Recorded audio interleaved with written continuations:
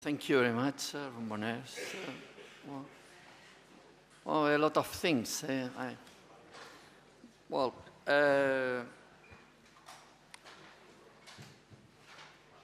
What is my opinion about, or after to listen the lecture of Rambones?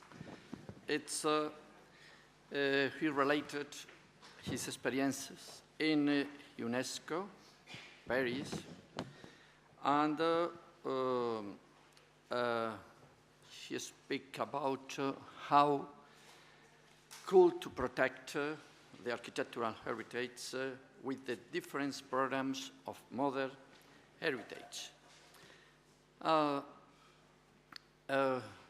He explained very well the assessment of cultural significance. A thing that is important around his lecture is the concept. He starts with the concept and we finish with the same idea in the concept and conservation evolution of heritage. Also, it's the first time that dearly I listened to speak about the religious buildings and the kind of the elitist vernacular architecture in the direction of the expression of popular cultures. And other things, they are around his lecture a lot of efforts to identify and protect by he structured his lecture and his work in 5 regional meetings: Latin American, Asia Pacific, Sub-Sahara, North American, and Mediterranean area, and talk about some interesting cities and some interesting sites, places or buildings. For example, Valparaiso in Chile, and Barragán is houses and study in Mexico. And it's very interesting, very the bond in Shanghai, because there are a lot of cultural ideas, because they are the buildings that show the life of colonization by the United Kingdom, the French people, and the Russian also. And it's very interesting all the way in the band of Shanghai. Also show the Chandigarh in India, sure. And North America is in Miami Beach, is the Art Deco that is also is very strong there. And in the Mediterranean area, talk about the cities, Casablanca, Tripoli, and others. But the importance of this 5 regions meeting is how introduce the idea of each one, an idea and principal idea of each one. In my opinion, is the expression of materials and identify the cultural identify of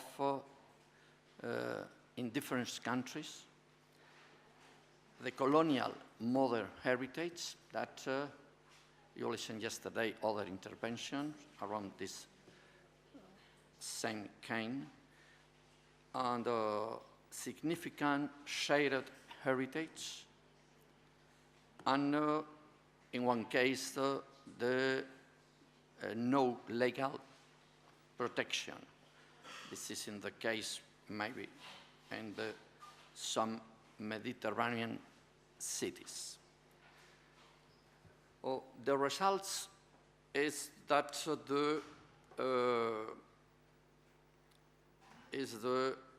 they are from UNESCO some World Heritage inscription. This is the first idea. It's Valparaiso and other cities that are coming. And the second is public debate about protection. And in this case is of Shanghai, the bond of Shanghai. And the third is the nominations. The nomination of each different architects. She is very known, is very strong in the 20th century, as the example of Le Corbusier or Frank Lloyd Wright. But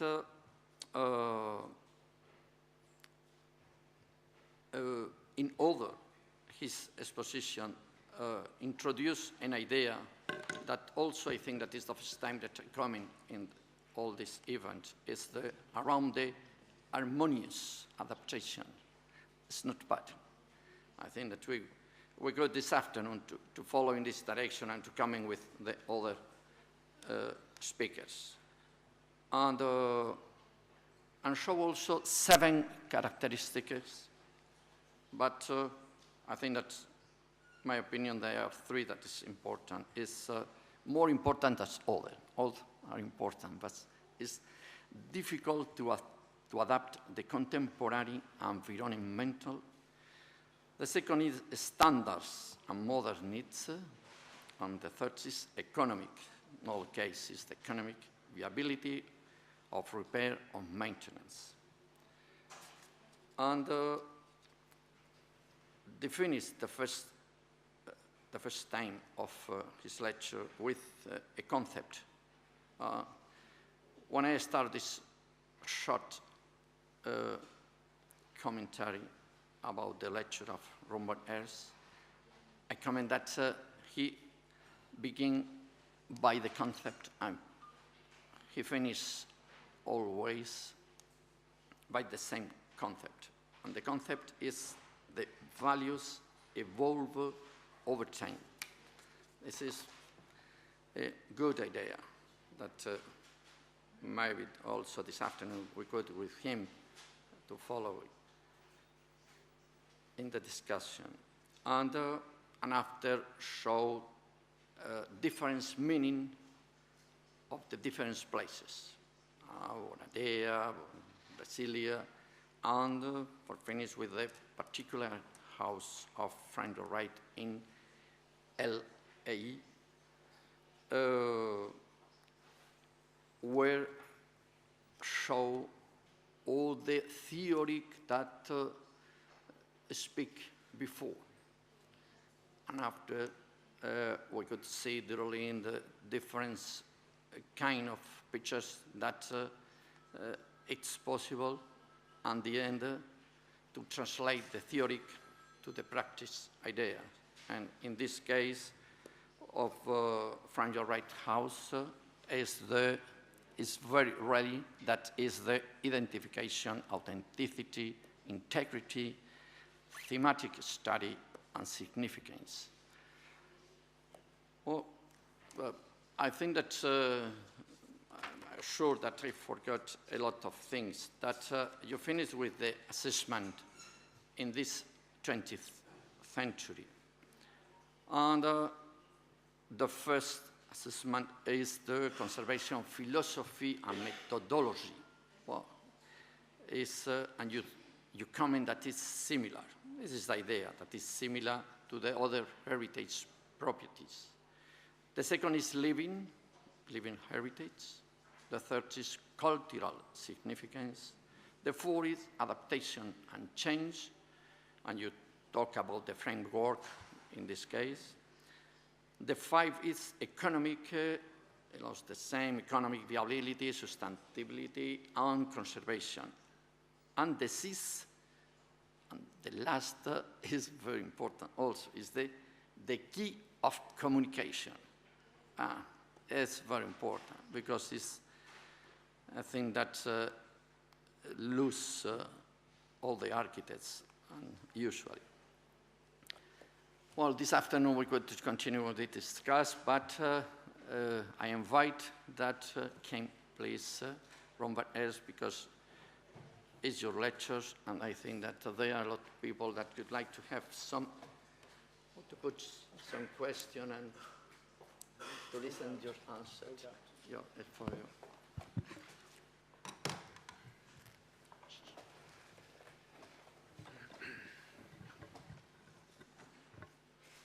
Bien.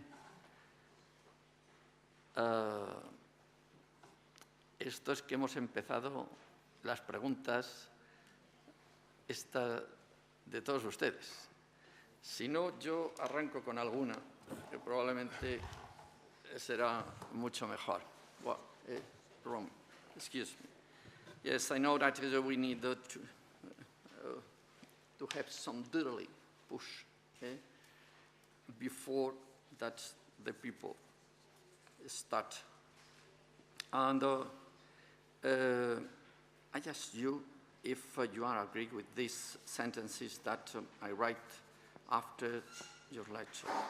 Is the fragility of the modern would require preventive and long-term action strategies which should be developed by management planning. That is that I think that is your idea that you have in UNESCO for all the things, all the works that you are around the world. Is the fragility of modern, and after is to require preventing and long-term action, yes, by management planning. Is this already on like that? Yes. Well, I think that much of the discussion, very rightly so, centers on the necessity to take action quickly, because these properties are disappearing at an alarming rate, and that, of course, is being recognized by me as well as by UNESCO. At the same time, I think it is important to keep in mind that the total body of architectural heritage that is present from the 20th century is also much larger than the heritage types from any other historical period. So there is a perception issue that we are losing things at an incredible rate, but there is a lot available. There is a lot present. Now, in order to come to a wise use of resources, I think it is important for us to focus on what is it exactly that we would like to preserve, because the moment that we start focusing on trying to keep everything, we will lose more. And the issue for us at UNESCO, as well as for anybody working in the field of the preservation of 20th century architectural heritage, is to come quickly to an assessment: what are the principal properties and expressions needed in order to understand later on the narrative of modernity. And we cannot save everything, and that is a phrase that has been issued by Docomomo at its foundation. We cannot save everything. There is a possibility to start documenting on a large scale, but in order to make the preservation and the conservation of these properties effective, we need to come quickly to a reference study indicating what is needed for future generations to understand the narrative of modernity. Now, once we have done that, and we shy away from trying to save everything, I think that we can allocate our scarce resources much more effectively.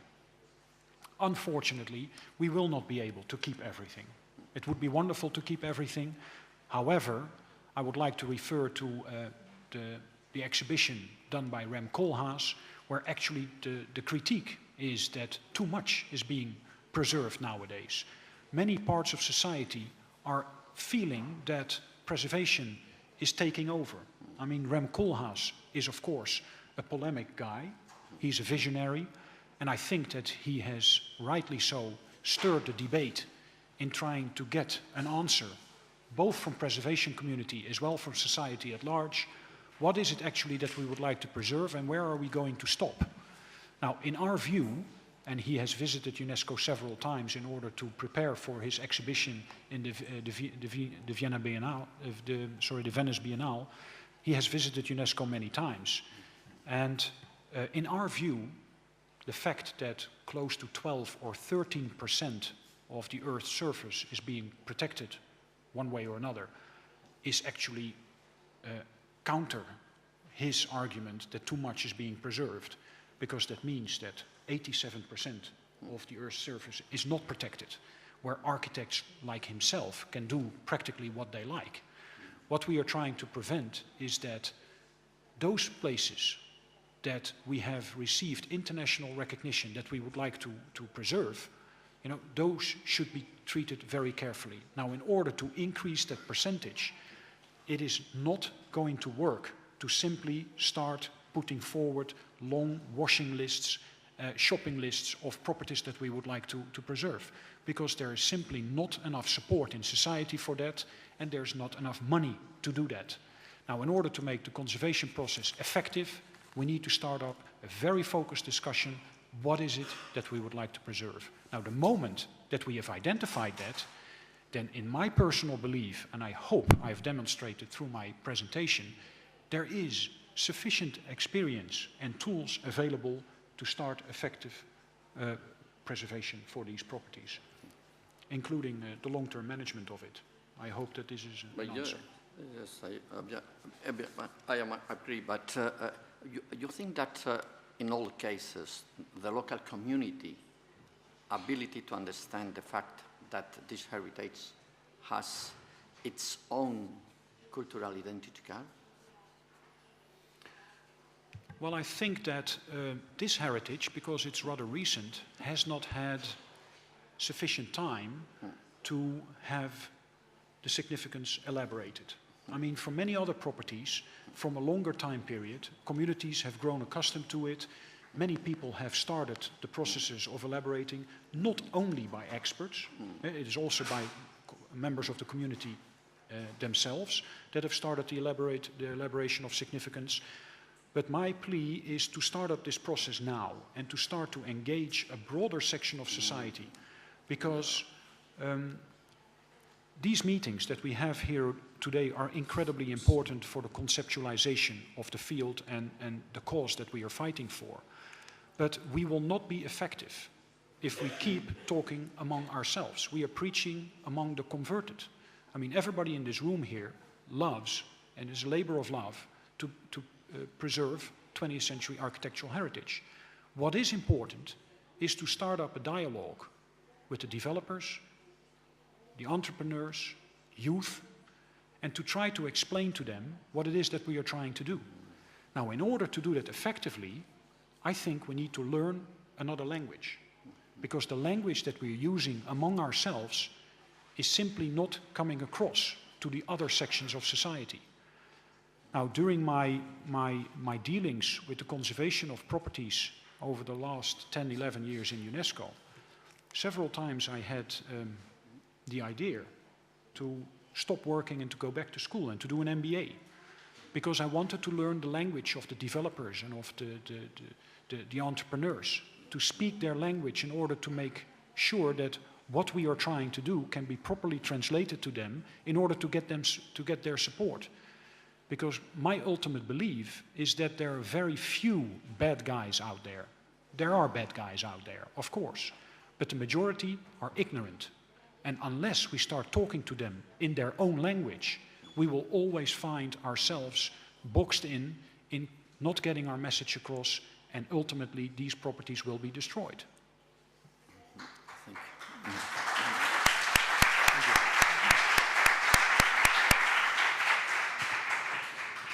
Bien, disculpar, mira, allí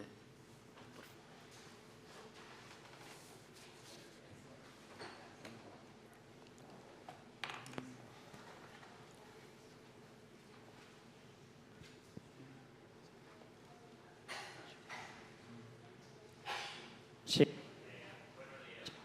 sido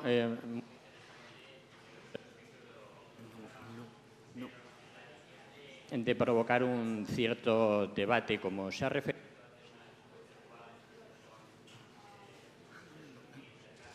dedico a la teoría de la arquitectura, interesa hacer una precisión. Juicio creo que es importante y no me ha acabado de gustar cómo lo ha resuelto usted. No translate. No se oye. No. Sí, ¿podría venir aquí, por favor? Sí. Es que ese micrófono... ¿Ahora se oye? Ahora sí. Ahora sí. No, estaba diciendo que me han interesado aspectos de la intervención de Ron, sin duda, pero en el aspecto conceptual, que ha hecho varios matices, yo quería intervenir discrepando un poco en la línea de que conviene que precisemos nuestro posicionamiento conceptual también para trasladarlo con más claridad a esto que decía de llegar a la sociedad. En concreto, es un tema. Al final, ha dicho que la arquitectura de estos grandes maestros es para vivirla, no es obra de arte. La obra de arte para los museos. Este tema discrepo porque, como decía Antón Capitel ayer, precisamente la arquitectura del siglo XX no necesariamente ha llegado a nivel de arte, pero en muchos casos sí, ha sido muy experimental. Y había un sentido precisamente sinérgico, coherente con el vivir, es decir, es trasladar el arte a la vida o hacer vida en el habitar arquitectónico. Es decir, esto viene de muy lejos. Pero no reduzcamos esta dimensión de lo artístico como vida, porque precisamente en los museos no hay arte vivo, está un poco momificado, ha sido arrancado de su sitio. El gran tema de la arquitectura es que es arquitectura y cuando llega a ser arte, no tiene por qué llegar a serlo, pero no vamos a debatir ahora este tema. Cuando llega a ser arte es precisamente para vivirlo. Y el propio Frank Lloyd Wright decía que la verdadera arquitectura era poesía. Es decir, que este mensaje es muy importante, que me da un poco miedo a veces que no entendamos estos mensajes profundos de la gran arquitectura. No sé si a lo mejor está de acuerdo o podemos un poco debatir. Well, of course, I would like to reflect a little bit, and of course, it's perfectly normal to disagree on certain aspects, and I think that is the beauty of conservation. I mean, the beauty of conservation, in my part, is that it is part, and it should be part of a dialogue, in order to remain interesting for people to engage with. Please do understand that I'm not diminishing the artistic value of the house of Frank Lloyd Wright. That's not the purpose. But I think it is better to refer to masterpiece, which indicates a high level of artistic achievement. But work of art is principally distorting the discussion, because you cannot live in a work of art. I mean, you cannot live in a painting. And if you prefer a work of art, then I would like to challenge you that how a work of art could actually be developed. How can we develop a master painting of Vermeer or Velázquez, if you like? I mean, the focus on a work of art is distorting the discussion because it means that absolutely nothing can be changed. And I think that the cases of Brasilia and the Ennis Brown House indicate that if you do not allow any change, you will ultimately speed up the destruction of the property itself. Now, if we talk about the artistic values as an important element of the significance, we still have an opening to keep debating the proper conservation of this property. And Masterpiece allows that particular elaboration.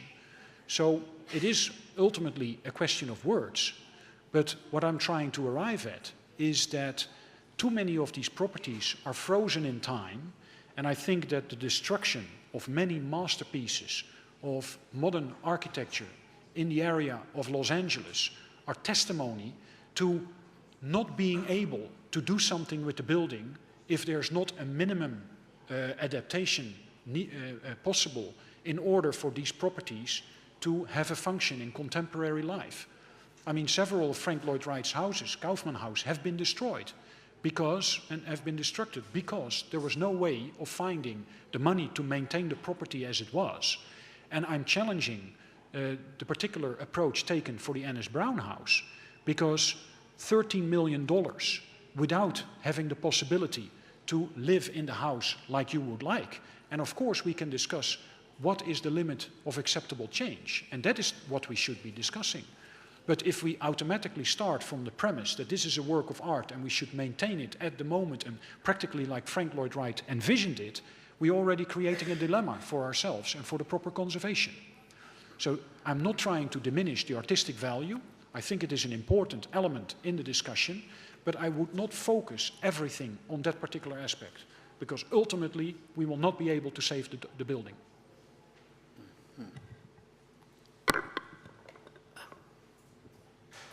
A moment.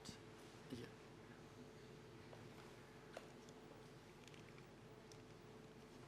Sí, simplemente es una réplica. No quiero alargar el tema. No, el reconocimiento de obra de arte no tiene por qué llevar a paralizar el edificio. ¿Por qué? Porque la obra de arte, la arquitectura, si es obra de arte, insisto que no tiene por qué llegar a ser para ser buena arquitectura, a mi juicio, pero cuando llega a ser obra de arte, es obra de arte para habitar, es decir, que es para un uso.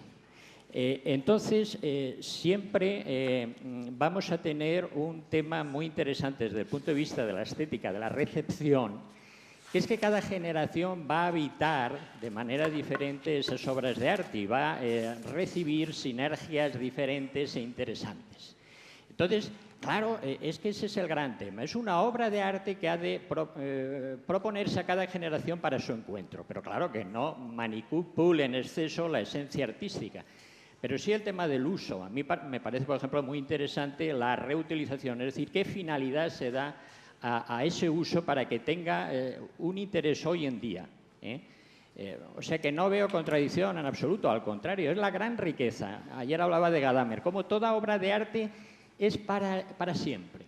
Ahora va a llegar, o ha llegado ya, la Dama del Armiño de Leonardo da Vinci, y vamos a tener un gran encuentro hermenéutico con ella.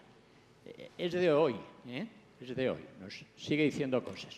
Pues bueno, la arquitectura no se expone, se vive. Entonces ese es el gran tema hermenéutico. Cómo habitamos desde nuestro propio tiempo, enriqueciéndonos y reelaborando un poco incluso su propio significado al habitarlo de manera distinta. Es un tema muy bonito, pero no veo contradictorio con hacer el hincapié conceptual en que es artístico. No lo veo contradictorio porque creo que es el valor más profundo, en este caso, si es artística. Si no, lo debatiríamos de otra manera. No. Just a short reaction. Yeah. Well, then we have an agreement, because what I said, it's just a matter of words, whether it's a work of art or masterpiece. The essence is that next to the artistic value, the use value, the contemporary use value is important as well. And if we can agree that there is a level of adaptation possible and needed in order to give this building a function in contemporary life, that is exactly what I'm driving at. So, thank you. I think it is not opposite the idea of the life with the experimental, poetic, aesthetic, and artistic ideas. Yesterday, Natalia Duskina explained very well, and your lecture, half an introduction, is life after life. Yes, I recommend that remember this idea that half Duskina, it is the same that your comment is not opposite. Bueno, continuamos, disculpen. A ver, one, Kyle, what? over here, Dos, tres, cuatro, bien. Por favor.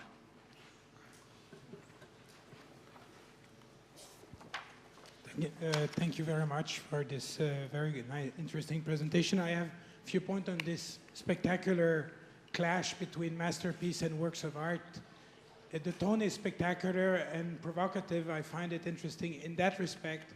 I also like the fact that you mentioned that phrase, finding a function in the contemporary life. Isn't it one of the elements of Article 5 of the World Heritage Convention to give the heritage a function in the life of the community? And I'll give you an example of something of interest perhaps to the people here. The Olmsted, Frederick Law Olmsted, is one of the founder of modernity in a way. It's not being respected for that respect because we think only of the physical product. But Olmsted was the one who did Central Park, Yellowstone, and or Yosemite, I always confuse them. But in Montreal, he did Mount Royal Park at the request of the citizen of our city. They went for the best designer, not only because of the design, because of the spirit he was giving to a place which is eminently living, a public park. And after he had designed this building, this site, this park, he produced on his own account the user's manual to the park. And this is something which is missing in many of the buildings that we're referring to, is the expression, the delivery of the building to the client and to the community. And that would be an important foundation act of the modern heritage.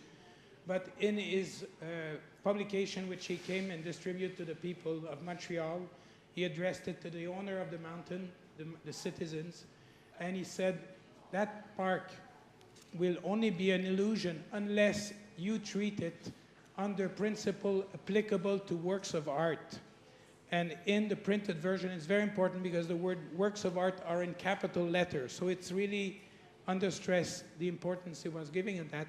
To the notion of principle, I think we confuse works of art with the notion of very abstract and frozen versus works of art as human achievement of great and outstanding value. And perhaps it might be interesting that we close in that gap between masterpiece and works of art, which you have provoked us to reflect on. And also this issue of livability and living. The planet can afford to have a few houses that are kept as painting on the wall in a museum. It's not like everything should be imposed, the humility of re-education through work and so on. Some of these buildings are worth to be kept and they're perfect. Like the Schroeder House is not kept as a living block of flat, it's a monument in some way, and it has the only function in life of society is to be that. And maybe that's an option we should consider. I think from your presentation, the need to have perhaps a clear range of options before us and to try to articulate them in a constructive dialogue rather than in only an expert's decree. And that's very useful. Thank you. Prior, please. We have 15 minutes. We want to have a break at 12, and there are a lot of people that would like to do some question. Short, please. This.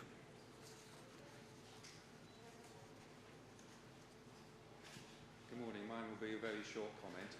Sorry, I will be speaking very shortly for a short time. I'm a structural engineer, not an architect. So I think that buildings are a collaboration between the client, the design team, the people who live there, and the society that looks at those buildings and interacts with them. So I think that's the distinction. There is an artistic endeavour to a building, but I don't think it's a work of art. And I think this discussion, I'm sorry it's focusing so much on this because it's a fantastic presentation, is a discussion we need to have here, but not with the outside public, because I fear it makes us look slightly sort of ridiculous to the rest of the world. Yeah. Well, a very short comment to that. You're aware that the nomination and successful inscription of the Sydney Opera House in the World Heritage List was partly because of its artistic architectural design achievement, but as well as for its innovative engineering approach. And so there, in that particular property, those two aspects are very well elaborated, which is important in the conservation and management strategies for the property. Thank you. Bueno, yo soy de ICOMOS Brasil y como Brasilia está en pauta, yo quiero hacer más observaciones que preguntas. En primer lugar, que es Brasilia, el plan piloto de Brasilia es que es patrimonio de la humanidad. Y el plan piloto es parte del Distrito Federal, que es mucho más mayor y que tiene cerca de 2 millones de habitantes. Y el plan piloto cerca de 500, 600 mil personas. Año pasado, ICOMOS Brasil hizo un encuentro en Brasilia para tratar del patrimonio del siglo XX en todo el Brasil.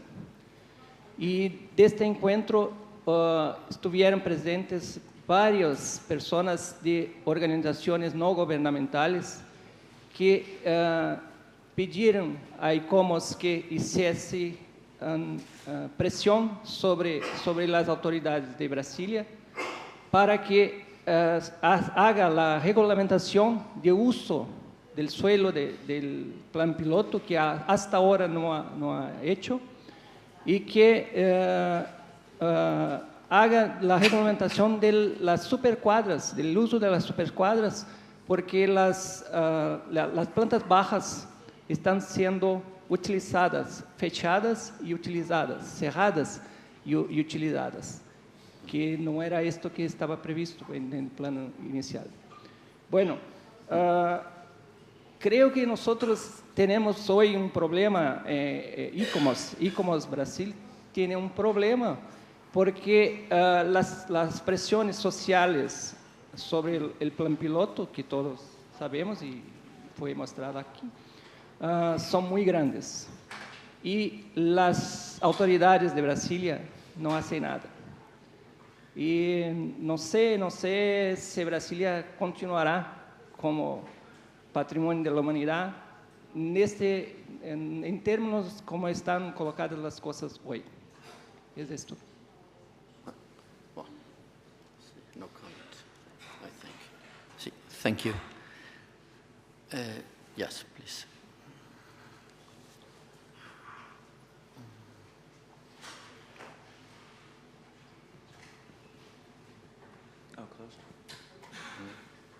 Ron, thank you very much for it was a fantastic presentation. It was very good.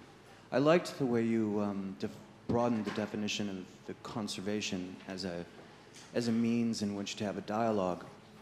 I think that oftentimes when we're discussing protection plans for properties, the act of conservation isn't just about the building or the material itself, but really it's about an ongoing dialogue with the community and society at large. And your example with the Innes House is sort of a case in point. It's actually a perfect example. Because while the Innes House is in a perilous state of, it's in a perilous condition, I think that it remains to be seen whether society will embrace the protection of it. Some of the hidden costs, I mean, as a practitioner, I know that there are hidden costs in regards to taking on a project of that caliber. In the state of California, for example, there are tremendous new seismic standards that would require the house to be upgraded. That, in the context of a residential area like the one in Los Angeles, really is a combination of, it creates a situation where the project faces tremendous challenges. If we were to, have a donor who would come forward, perhaps a Hollywood movie star or something like that, who would be able to absorb the cost of $6 to $7 million, of course it would make a very fantastic, easy solution. But oftentimes we know that these types of things never sort of, come out in that way. So I think that, the project that is at stake before us is really that, as practitioners and as preservationists, that we need to work together to be able to come up with a solution for that property, so that we can be able to tell the story about why it's so important in our society. Thanks.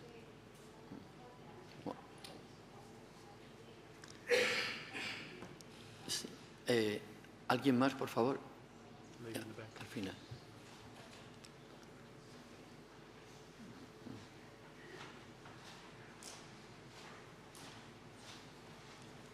Good morning. Thank you very much for your presentation. I really appreciate it. Here a question.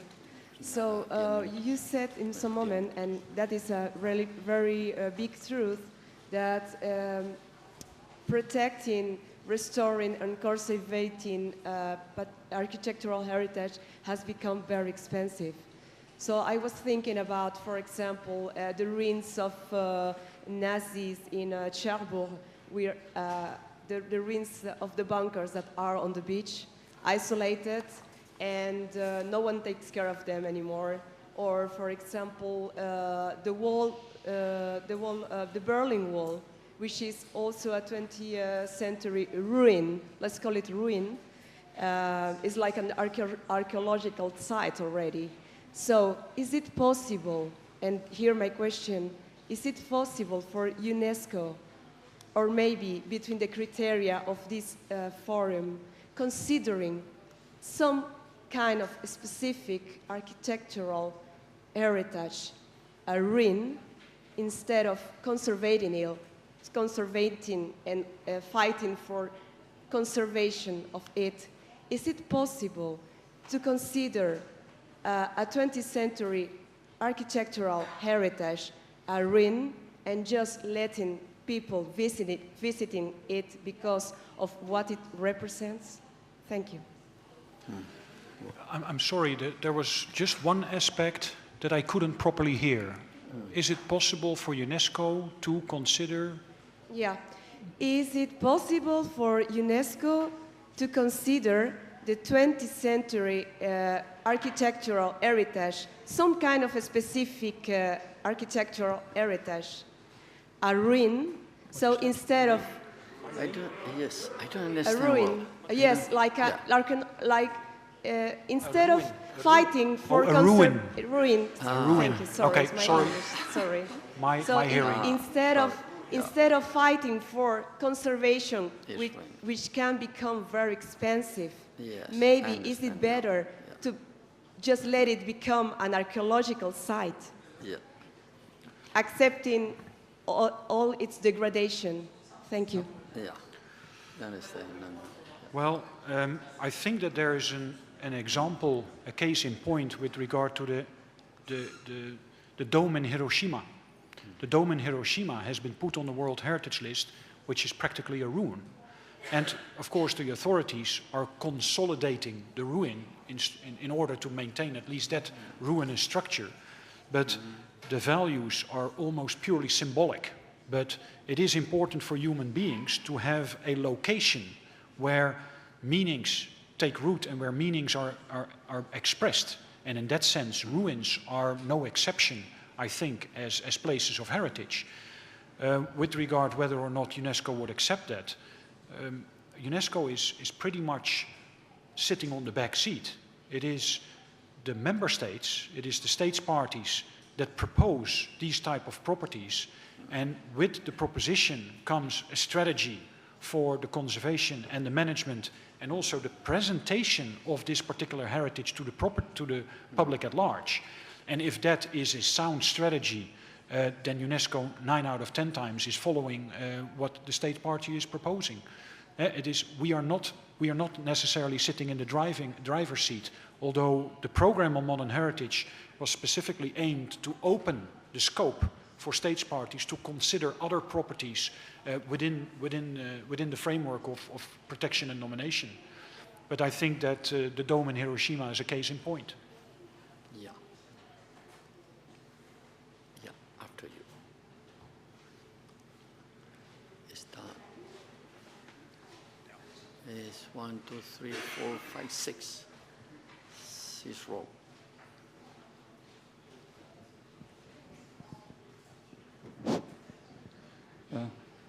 Good morning. Could you underline the strategy, let's say the rules of a urban intervention instead of the single pieces of architecture? If there is a much strong economic and strategical deepness in the urban complexity instead of the architectural complexity?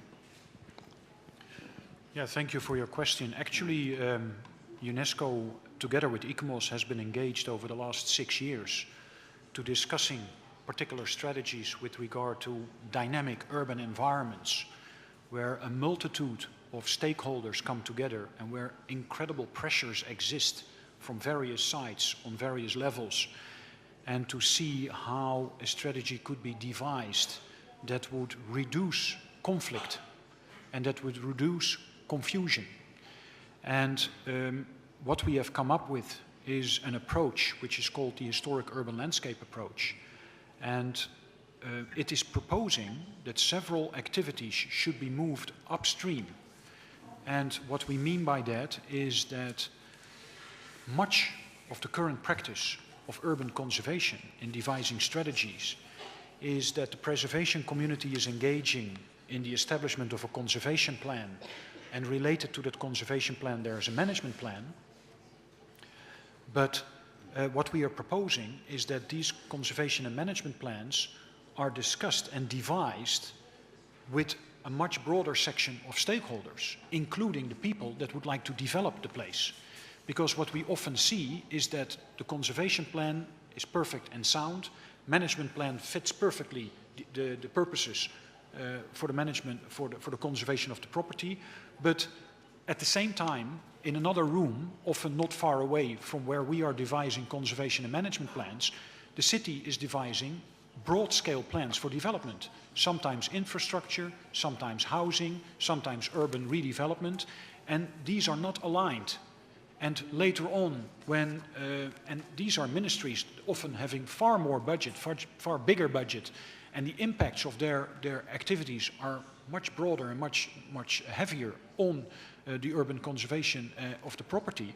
So what we have been trying to do is to see what type of elements do we need to move upstream, and before engaging in the establishment of conservation and management plans for certain properties, we perhaps should engage with a broad cross-section of society what it is exactly that we would like to do with these properties, and that other stakeholders can bring their issues to the table, which we should take into account as preservationists, but we should also have the opportunity to explain to people that would like to develop the place what it is that our intention is.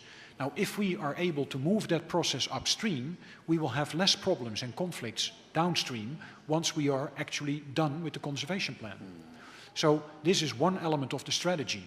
Now, the other element is to do public hearings in order to inform the public at large what are certain strategies and possibilities for this property, and thereby inviting other opinions to the table. So it is practically proposing to break out of the silos that currently exist. There are certain groups working in silos, all with good intentions and with a great motivation and enthusiasm and using resources. But what we see effectively happening, even in places that are recognized by the international community as being of outstanding universal value, is that huge conflicts arise because there has not been enough communication between the various parties that have their eyes on the same property with different intentions. Yeah.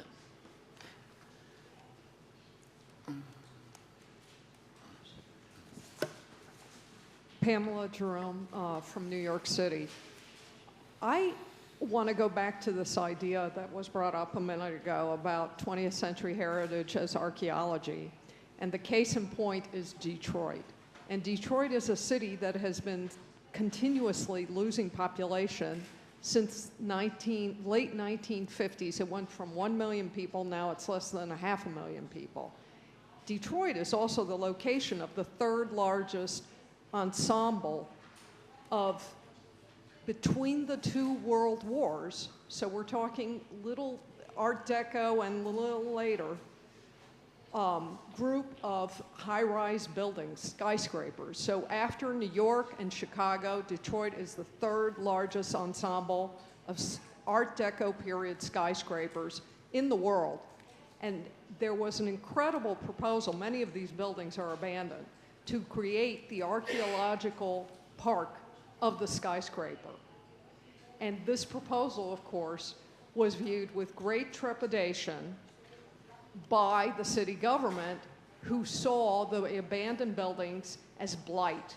And so what they've been doing is consistently demolishing these incredible masterpieces because they're abandoned. Fortunately, the city is broke. So essentially, a lot of them have been saved because they don't have the money to demolish them. However, recently we had a Super Bowl there within the last 2 years. A bunch of them bit the dust at that time.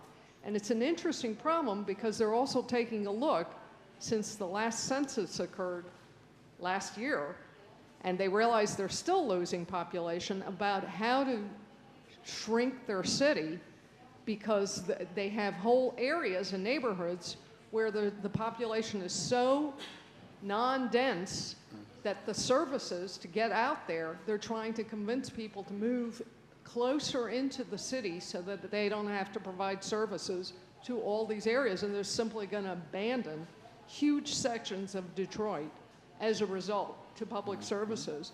So it's a really interesting concept that they're unwilling to embrace, but that I would think would bring a huge visitation to New York of tourism, probably from Europe mostly, to look at these buildings which are fabulous in their ruinous state.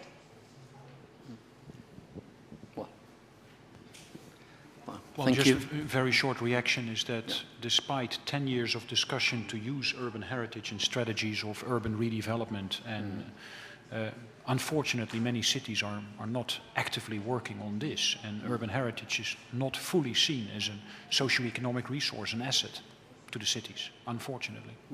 Yeah, I understand. The last question. No, la hora. Perfecto. Bien, leo instrucciones.